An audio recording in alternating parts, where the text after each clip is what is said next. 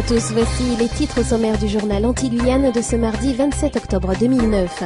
Les chauffeurs de la CFTU passent à la vitesse supérieure dans le cadre de leur mobilisation. Ce mardi, aucun bus du réseau Mosaïque ne circulait à Fort-de-France. Tout aurait été pensé pour réduire au maximum les engorgements et les temps d'attente et améliorer les conditions d'accueil des usagers de la sous-préfecture de Pointe-à-Pitre. En Guyane, le chantier de rénovation du port de Dégrade et des Cannes est lancé. Plus de 80 millions d'euros seront investis dans les 30 prochaines années. Plus un seul bus ne circulait ce mardi sur le réseau Mosaïque. Les chauffeurs affrétés de la CFTU sont passés au camp supérieur de la mobilisation. Après avoir bloqué hier la gare routière de Petit Manoir au Lamentin, le mouvement s'est déplacé vers les dépôts de bus de Fort-de-France. Ces chauffeurs de bus ne comprennent pas que leurs revendications ne soient pas encore prises en compte. Chacun se renvoie la balle. La CACEM dit qu'il paye bien la CFTU. La CFTU dit je paye bien les sous-traitants.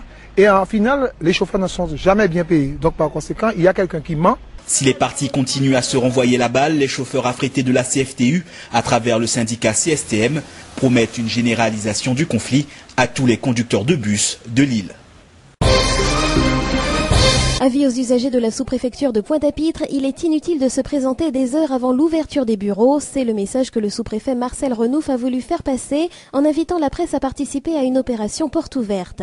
Notre grand message, notamment vis-à-vis des ressortissants étrangers et puis des associations qui les accompagnent, c'est il ne sert à rien de venir à 4 heures du matin à la sous-préfecture pour attendre. Tout le monde sera reçu. Vous avez pu le voir ce matin. À 8 heures, il y avait du monde. À 11 heures, on était en fin d'accueil et tout se passait très bien.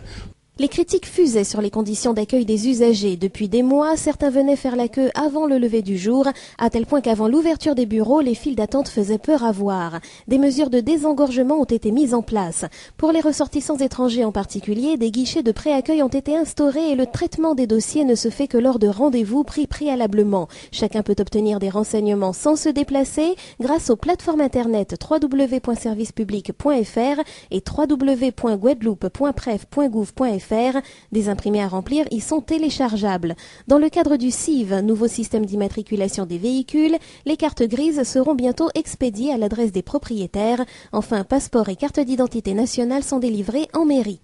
Donc l'administration bouge avec le monde qui bouge en même temps pour assurer chaque fois un meilleur accueil et un meilleur service à nos usagers. Par ailleurs, les locaux datant de 1943, certes exigus et non extensibles, ont été optimisés pour le confort de tous. La rénovation du port de Dégrade des Cannes est en route. L'installation portuaire de Remire-Montjoly devrait subir une sérieuse réhabilitation dans les mois et les années à venir. Pour mener à bien le projet et faire qu'un jour la structure devienne un véritable port de commerce international, il est prévu d'investir plus de 80 millions d'euros dans les 30 prochaines années. Avec l'élargissement d'une trentaine de mètres et l'approfondissement de 50 cm du chenal de Dégrade des Cannes, la première phase des travaux de ce vaste chantier a été réalisée. Le port pourra alors accueillir des navires de plus grande capacité. Par ailleurs, les travaux d'agrandissement du quai numéro 1 devraient arriver à terme à la fin du premier semestre de l'an prochain. Ceux du quai numéro 3 le seront pour la fin de cette année. Pour le quai numéro 2, le chantier devrait être lancé au début 2010. À l'occasion de la fin de la semaine bleue, le collectif du 5 février s'est penché sur les retraites samedi dernier et le constat s'impose. 8 mois après les mobilisations, il n'y a toujours pas de grandes avancées dans ce domaine, notamment auprès de certaines catégories comme les pêcheurs ou les agriculteurs. Les retraites qui faisaient partie des revendications du K5F devraient donc revenir sur le devant de la scène, cette fois-ci à travers une plateforme commune avec la Guadeloupe et la Guyane pour plus de poids. Le collectif espère obtenir une augmentation de 250 € pour les retraites les plus basses, ainsi que l'augmentation du minimum vieillesse pour les anciens travailleurs qui n'auraient pas leur retraite complète. Le 21 novembre prochain, le travail devrait se poursuivre avec la participation des associations. Menée en juillet et août dernier, l'opération Tranquillité Vacances est reconduite à Cayenne jusqu'à la fin des vacances de Toussaint. Si vous habitez le chef-lieu et partez en vacances, vous êtes invité à le signaler par courrier au commissariat. Des patrouilles de police passeront alors régulièrement devant votre domicile afin d'éviter autant que possible les vols et effractions.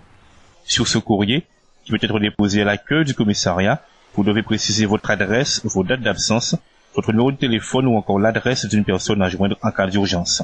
L'opération Tranquillité Vacances concerne également les commerces, les établissements financiers et les quartiers sensibles.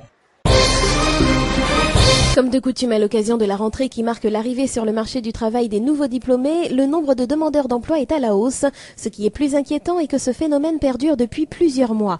En Guadeloupe, fin septembre, 56 010 personnes étaient inscrites dans les catégories A, B et C du Pôle emploi. C'est 1020 chômeurs de plus que le mois précédent, plus 1,9%. Sur un an, ce nombre croît de 10,4%, soit de 10 points de moins qu'au national. Parallèlement, en 12 mois, les offres d'emploi collectées par le Pôle emploi ont reculé de 22%. Le seul chiffre allant à la hausse est le taux des emplois occasionnels de moins d'un mois, 92,3%.